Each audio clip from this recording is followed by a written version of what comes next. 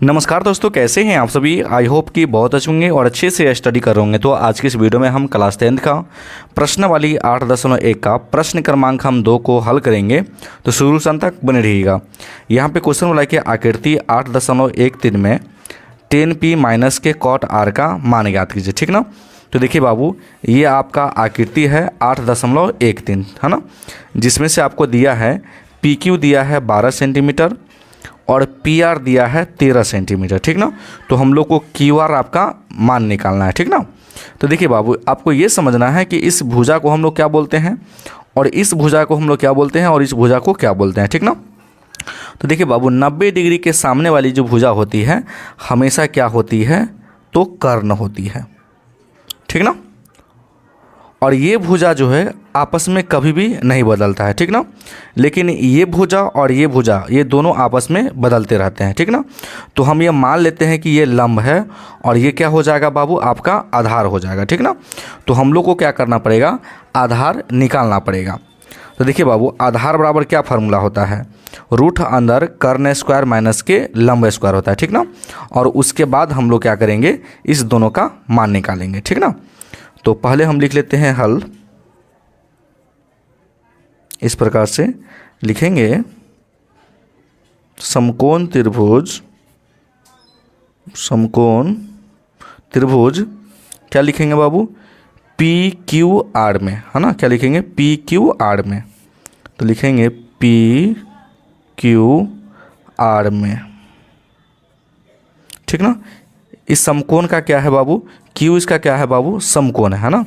तो लिख लेंगे क्यू क्या है बाबू, मेरा समकोण है। कोण क्यू समकोण है। कोई दिक्कत यहाँ तक, कोई दिक्कत नहीं।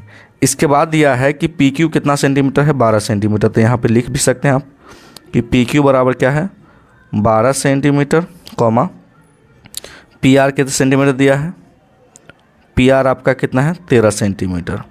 तो हम लोग को क्यू और आर का मान निकालना है, हमारे इस भुजा का मान निकालना है। कहने का मतलब आधार निकालना है। तो देखिए, समकोण त्रिभुज में हम लोग क्या करते हैं, पाइथागोरस प्रमेय का उपयोग करते हैं ना। तो लिख लेंगे पाइथागोरस प्रमेय से। ठीक ना। तो यहाँ पे लिख लेंगे आधार बराबर, इसका फॉर्मूला हो जाएगा कर्ण का स्क्वायर माइनस का क्या हो जाएगा बाबू, आपका लंब का स्क्वायर हो जाएगा। कोई दिक्कत यहाँ तक, कोई दिक्कत नहीं। तो देखिए बाबू, आपका कर्ण क्या है, 13 है, लंब आपका 12 है। ठीक ना। तो यहाँ पे लिखेंगे बराबर रूट का 3 देंगे और यहाँ पे हम लोग क्या कर लेंगे बाबू, तो 13 का स्क्वायर और माइनस क्या हो जाएगा, 12 का स्क्वायर। कोई दिक्कत यहाँ तक, कोई दिक्कत नहीं। चलिए फिर लिखेंगे बराबर 13 को 2 बार गुना करेंगे तो 169 आ जाएगा। 12 को जब 2 बार हम गुना करेंगे तो ये क्या आ जाएगा बाबू, 144 आ जाएगा। ठीक ना। चलिए, तो इसको अगर हम घटाते हैं तो क्या आ जाएगा, तो 169 में से अगर हम 44 को घटा दें तो 5 के 5, ये 2 के 2 है ना, क्या आ जाएंगे बाबू, 25। तो 25 का वर्ग आप लोगों को पता होगा कि 25 का वर्ग क्या होता है। तो 25 का वर्ग क्या आ गया बाबू, आपका 5 सेंटीमीटर। तो यहाँ पे लिख लेंगे कि क्यू आर का जो मान आ गया मेरा, क्या आ गया बाबू, 5 सेंटीमीटर। कोई दिक्कत यहाँ तक, कोई दिक्कत नहीं। तो हम लोग पुनः सवाल पे चलेंगे और सवाल को देखेंगे। तो ये आप देखिए, तीनों भुजा मेरा निकल जाता है। उसके बाद हम लोग मान निकालते हैं, क्या जो सवाल में पूछा गया है। तो 10p का मान निकालना है माइनस के कॉट आर का मान निकालना है। ठीक ना। तो ये आपको बहुत ही सावधानीपूर्वक समझना है। ठीक ना। तो यहाँ पे लिखेंगे, इसलिए 10p माइनस के क्या निकालना है, कॉट आर का मान निकालना है। तो पहले आपको समझना है कि 10 का फार्मूला क्या होता है ना। तो देख सकते हैं 10 का फार्मूला होता है लंब बटे आधार, है ना। तो यहाँ पे लिख लेंगे हम लोग लंब बटे आधार, शॉर्ट में लिख देते हैं। कॉट का क्या फार्मूला हो गया, 10 का उल्टा हो जाता है ना। तो इसका क्या हो जाएगा, आधार बटे लंब हो जाएगा। कोई दिक्कत यहाँ तक, कोई दिक्कत नहीं। बराबर देंगे हम लोग इस प्रकार से। फिर अब देखिए यहाँ पे क्या समझना है, तो 10p बोला है। ठीक ना। तो हम लोग को त्रिभुज लेना है इसमें और P के सापेक्ष चलना है, ठीक ना। देख रहे हैं यहाँ पे P है तो देखिए बाबू, ये रेखा जिसको जिसको टच करेगा वो कर्ण और दूसरा आधार होगा। तो जैसे कि मान लीजिए इस रेखा में टच किया है तो ये कर्ण हो गया, तो ये क्या हो गया, आधार हो गया।